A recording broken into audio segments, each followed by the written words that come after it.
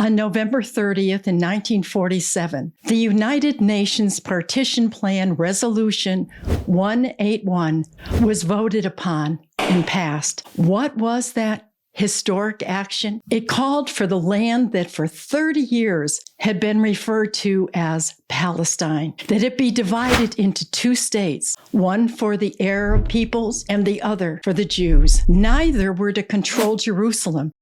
Then the British flag, the Union Jack, would be lowered.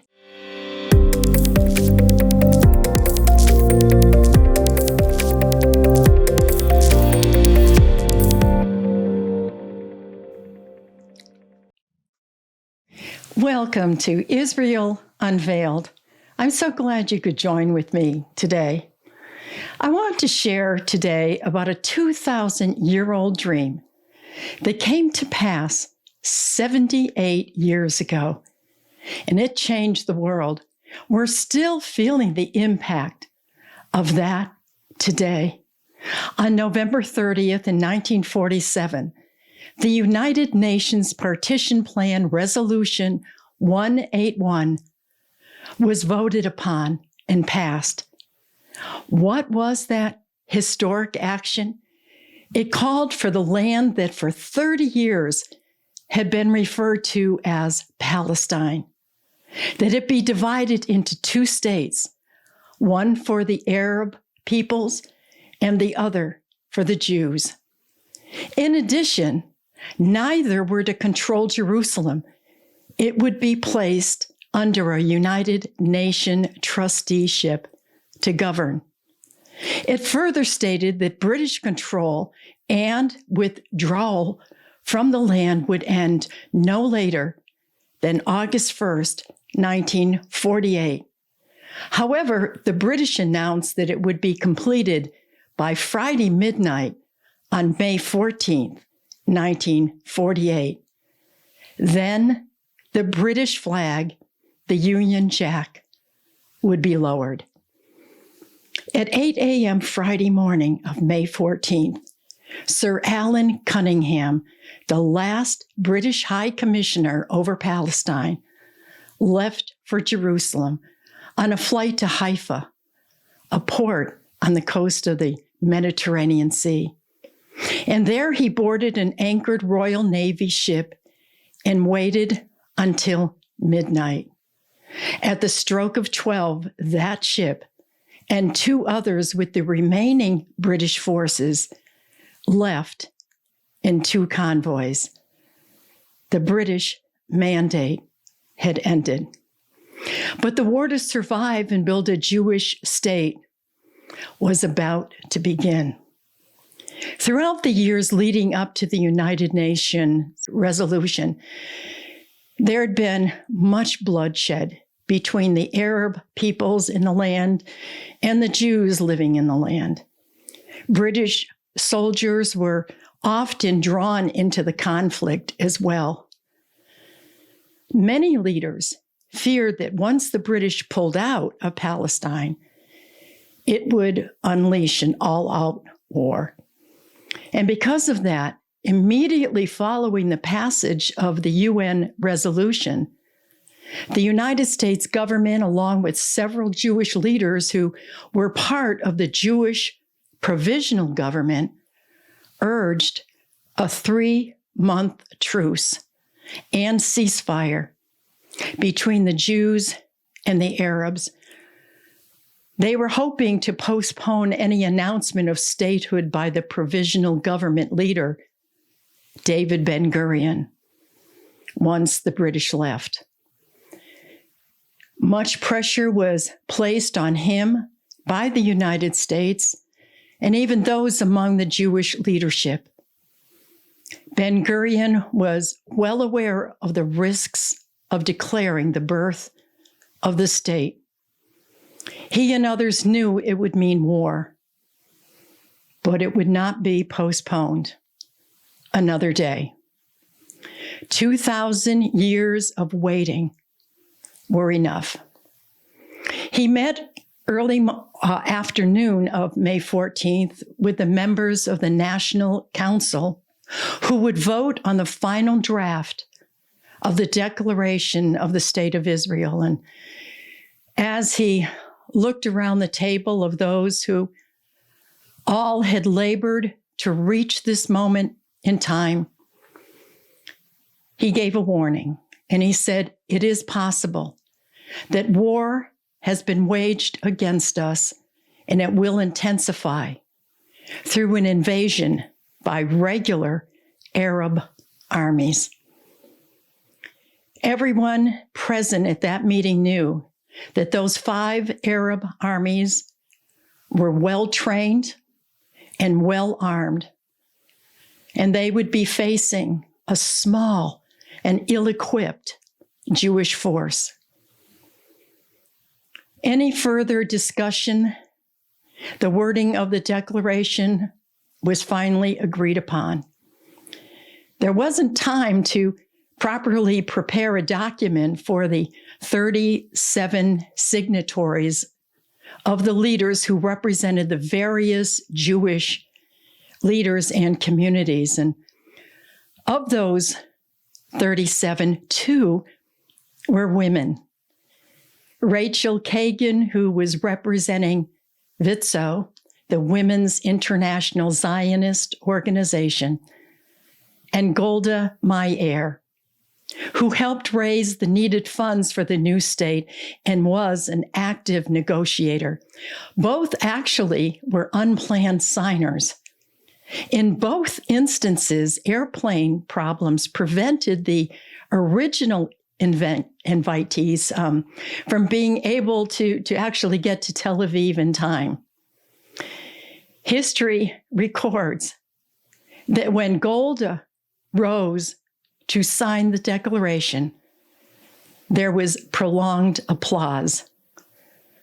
Destiny had intervened, and women were represented on this historic moment. The wording of the declaration took 17 minutes to read, and the entire ceremony only 32 minutes. Think of it. In 32 minutes, a 2,000-year-old dream was birthed. There are a few interesting stories that few people are aware of, and I think you'll find them interesting. I know I did. The night before the signing of the declaration, Thursday the 13th, Ate Wallish, a graphic designer, was asked to prepare the parchment paper upon which the declaration would be printed. So he had to set to work to find the right paper, knowing the historic significance of what he was asked to do. After testing many different parchment papers, he finally found one that he thought was suitable, that would match what he knew was the importance of this historic event. While copies of the declaration were quickly typed up and duplicated, the actual parchment with the former declaration carefully written wouldn't be ready in time. So David Ben-Gurion would hold the blank parchment with his speech hidden behind on another plain piece of paper, not seen by the public.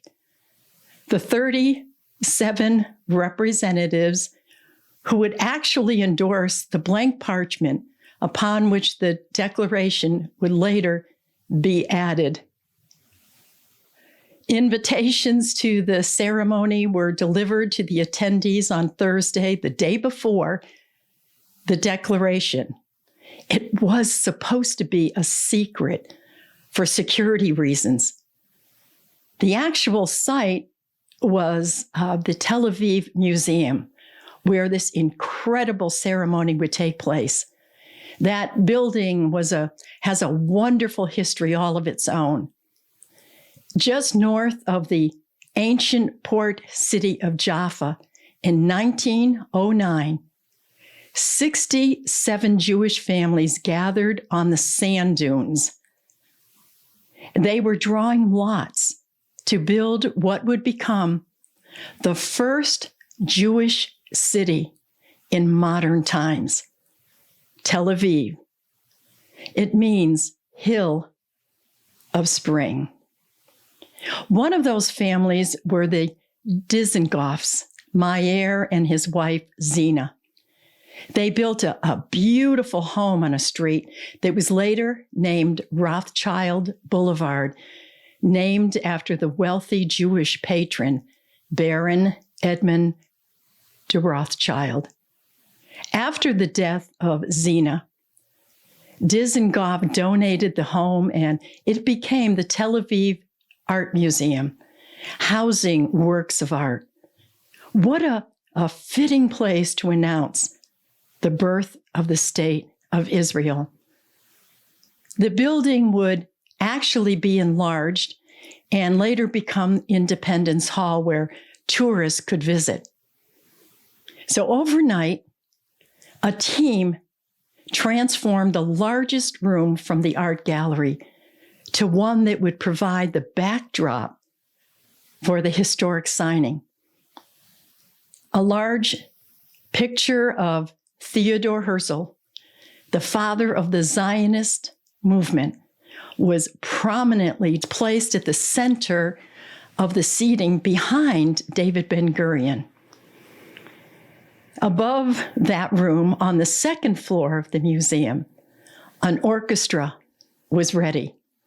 Once the state was announced, a man was to run up the stairs, give the signal, and the orchestra would begin to play Hatikva, the hope, the actual official national anthem of Israel.